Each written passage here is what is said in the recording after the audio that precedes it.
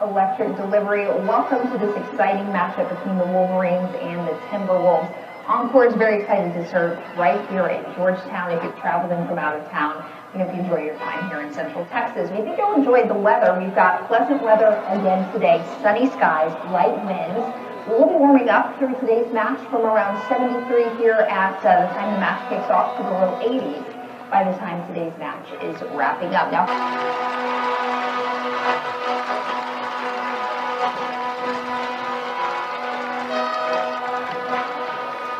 live from Birkelbach Field in Georgetown, Texas, the Road to State presented by Ford continues on day 2 of championship week, as today we have the 5A Division II Girls Championship match featuring the Cedar Park Timberwolves at 24-2-1 against the Frisco Wakeland Wolverines, the defending state champ.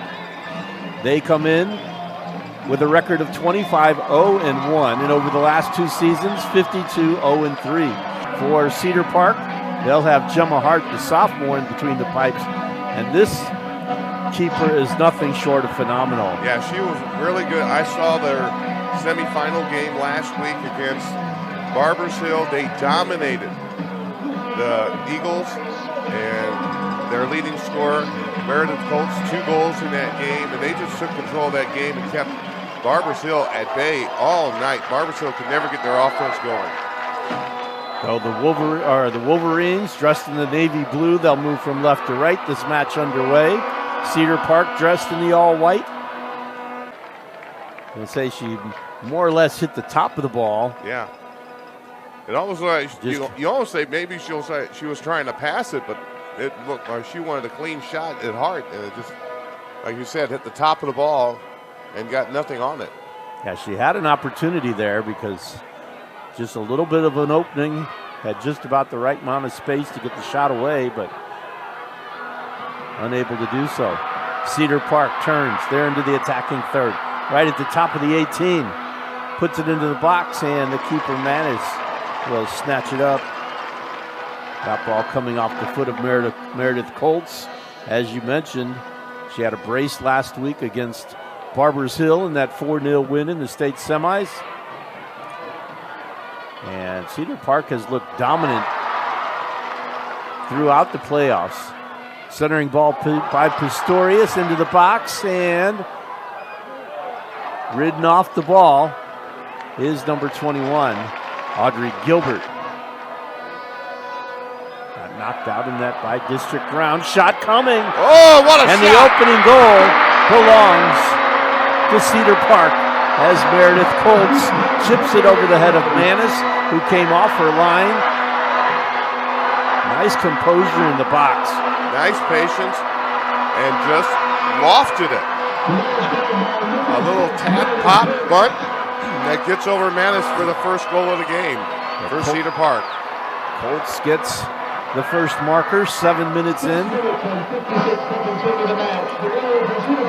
that should be her 26th goal of the year. Gilkey wears jersey number 15 for Cedar Park. 28 goals on the season as players tumble to the turf. And it's going to be called against Wakeland. Free kick coming. Well, Wakeland may have won the first match, but this is the one they say, this is the one that counts. Wakeland has lost just one championship final. They're 4-1 in championship matches here at the state tournament. Ball into the box, and it's 2-0. What a delivery that was, and the deflection on the header by number 12, Brooke Pack. Beautiful execution. The long kick, and Pack redirects it on the inside post. Past Manis for a 2-0 lead. So Cedar Park comes away with goals 2 minutes apart, and they lead 2-0. And you have to say the Wakeland side is stunned. And like I said, we got a long way still to go here. But a great start for Cedar Park. If you want to put the defending champs on their heels, this is how you do it. Here come the Wolverines, though. Pistorius Ball into the box, and a great stop by Hart. And then the rebound hits the side netting. Hart with a great save. Wakeland will push it up towards midfield, directing traffic. Here comes the ball into space. Kennedy Clark trying to get there. Does. Ball on the right foot. Can't get the shot away. Great job by the back line once again. Olivia Towns. By the Wolverines, number 7, Emma Sapp. Sapp looking for her 3rd ring. One of a couple of players on this Wolverines team back for a 3rd trip at state. And taken away by Colts. Shot coming. And it's in the back of the net off the hands of Manis. Wow. A steal. Takes the ball away. Gets a shot. Looked like Manis had it. Went off the top of her hands and finds the net for a 3-0 lead. And I mean, we can hear the noise on the other side. It is pure silence here on the Wakeland side in front of us. And as you can imagine, pandemonium on the other side for Cedar Park, and it continues to grow. 3 goals on the defending champs here in the first 34 minutes. Under 10 seconds now. Ball at midfield. And Cedar Park, maybe one last push. Under 5. And the horn will sound here with Cedar Park leading 3-0 over Frisco Wakeland at the end of the first 40 minutes of play in the girls 5A Division II state championship match. Gemma Hart back in her goal where no one has gotten past her for quite some time.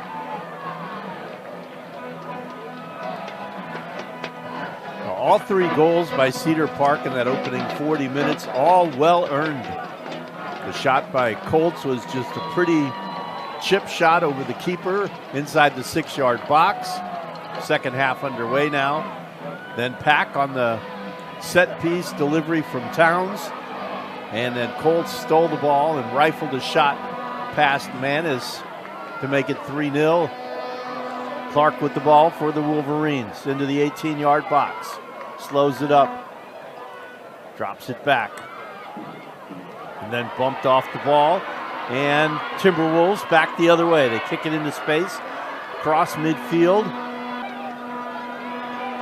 And Calmet looking down the pitch. Trying to send it into the middle for Landry to run onto. And her ball over the top of the frame, but once again, harassed by that back line. Grace Slaughter with good coverage. Yeah, right now, Slaughter and Peters just doing great jobs with one-on-one with the Wakeland attackers. It's just not giving them an opportunity to really get a clean shot at the net. And they're staying right on the hip of each of those players, not allowing them to be able to turn and take the shot. Smith comes to the inside, ahead to Gilbert. Gilbert out to Altieri. Clark asking for the ball in space. Altieri puts it right there for her. Looking for a trailer, and Morgan Landry couldn't get a boot on it. Gilbert has it now, turns left, shoots from distance, and that's the closest they've came. They hit the post. Yeah, Hart may have gotten a piece of it and got help from her friend, the goalpost there. Looked like she just got a hand on it to deflect it, and it caught the post, and that's 2 posts now by the Wolverines. Now they'll come to the other side, Gilbert will. But that's almost, when you look at it, that's what Wakeland has been reduced to in a sense, is that they're having to shoot from distance because, as you mentioned, those center backs for Cedar Park taking away the lanes inside. Gilbert in just outside the 6-yard box, and once again, just can't get connection. Landry had an opportunity there, just couldn't get a good boot on it. And it drops about 25 yards from goal. Sapp outside to Pistorius, Dylan Pistorius. One-on-one against Korndorfer, and that shot right at Hart. One of the better looks they've had and opportunities they've taken. But it stays 3-0. And a nice play by Sophie Peters there. She got out of the way so she wasn't screening Hart. Timberwolves knock it across midfield where McCalmont will collect it.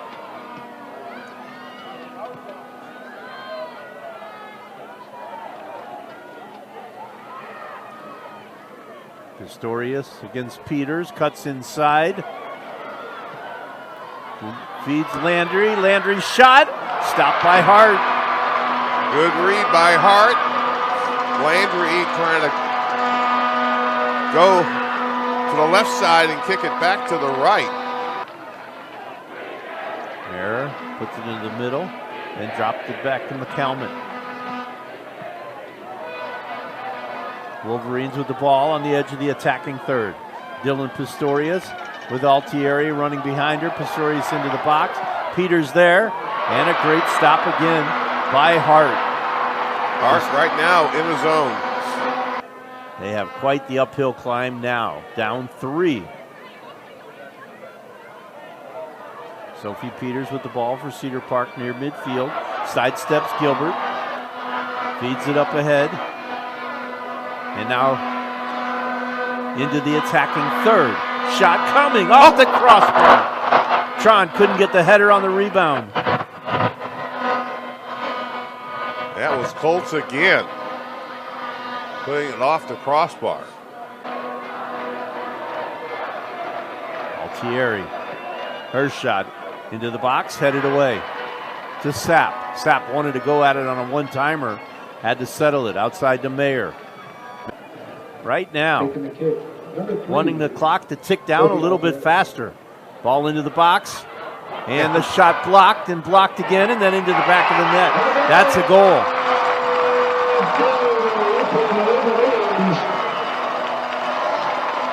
Let's see, I was trying to see who made the connection there. I believe it was McCalmont. I think you're right. But that's the first goal given up by Hart. With the ball on the left foot now, lays it out to Pistorius. She wanted it right back. Pistorius put it inside. And comes to McKnight just outside the 18. Shot it right at Hart. Got a good setup. McKnight had a good look, but Hart there to make the stop. McCalmont up ahead to Altieri. Her ball intercepted by Korndorfer. Her pass then intercepted by McKnight. And Pack gets in the way of that ball. And knocked out and over as the final 15 seconds tick down.